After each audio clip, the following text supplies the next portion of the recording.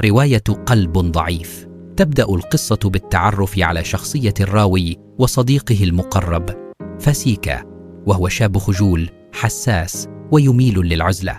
يعيش في فقر شديد ويعمل في وظيفة بسيطة ككاتب.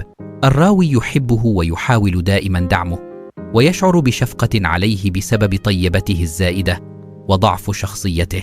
فاسيكا يخبر صديقه بأنه وقع في الحب مع فتاة بسيطة من بيئة فقيرة تدعى ليزافيتا، ويبدو عليه الفرح الطفولي، وكأن الحب هو المنقذ الوحيد من وحدته وبؤسه. يصف سعادته بهذا الحب، وكأن الحياة كلها أصبحت جميلة من أجله. تبدأ علامات الاضطراب والقلق بالظهور على فاسيكا. يبدأ يشعر بأن شيئا سيئا سيحدث. تظهر حالته النفسية الهشة، ويميل إلى التهويل والوسواس في كل شيء، حتى في تفاصيل بسيطة تتعلق بعلاقته مع ليزافيتا.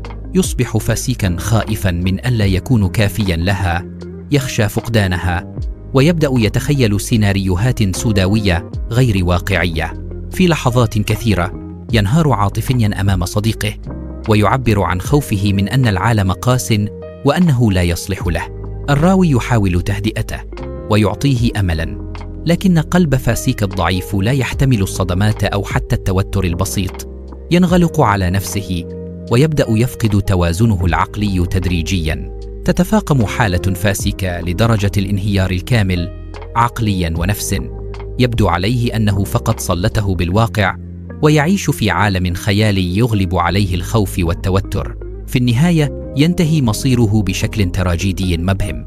فقد عقله تماما الحياة بسبب حساسيته الزائدة وقلبه الضعيف. أتمنى أن تكون الرواية نالت إعجابكم. لا تنسوا أن تدعمونا باللايك والاشتراك علشان توصلكم كل فيديوهاتنا.